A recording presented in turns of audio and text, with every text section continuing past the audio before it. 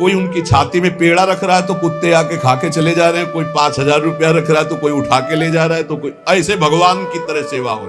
सिद्ध महापुरुष 20 वर्ष बाद शरीर पूरा किया, सैया पर लेटे।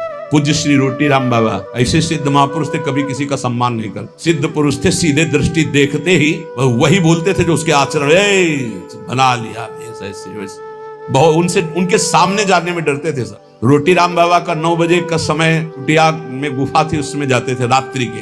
10-15 जने निज जन बैठे हुए थे। कहा ए भाई आज हम जा रहे हैं। अब लगा कि रोज कुटिया गुफा में जाते, एक ऊपर झोपड़ी अंदर गुफा, फिर निकलते थे दिन के 9 बजे समाधिस्थ रहते थे। बोले जा रहे हैं भाई, तो सबको लगा कि गुफा में जा रहे हैं। एक थे बहुत बड़े 20-25 लोग राइफल लेके चल, पर उनका स्वभाव यही था, वो सीधे एक्सरा करके बात करते थे जिनसे बात कर। उनकी बेइज्जती हो गई।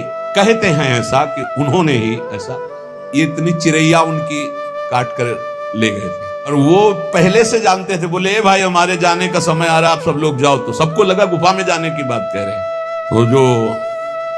तो कहा कि साधु हो के ये सब, क्या तुझे परमात्मा पर विश्वास नहीं?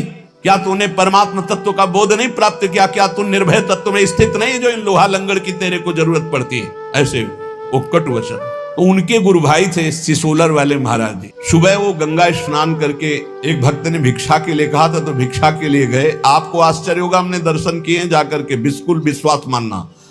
तो उनको सूचना मिली कि आपके गुरु भाई रोटी राम बाबा का परम धाम गमन हो गया, किसी ने उनको ऐसा। तो उनका अच्छा, वही लेट गए। 20 वर्ष तक वैसे ही लेटे रहे, करवट नहीं बदला। 20 वर्ष तक। आपको आश्चर्य होगा इसलिए पहले का, और हमें भी आश्चर्य हुआ। तो हम गए थे पैदल, सिसोलर गए थे पैदल, और महाराज के दर्शन किए। बिल्कुल जीवन मुक्त महापुरुष।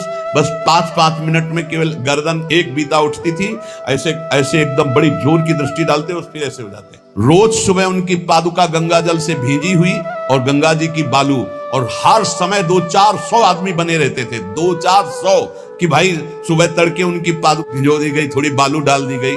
जिस घर में गए थे घर खाली हो गया, उनको दूसरा नया घर दिया गया, वो केवल उनके दर्शन के लिए था। ऐसी 20 वर्ष महात्मा उठे रहे। आज भी आप शायद है कि आधुनिकता चली है तो आप सर्च करके देखना, सिसोलर के महात्मा जी, उनका चरित्र आ जाएगा, उनके दर्शन।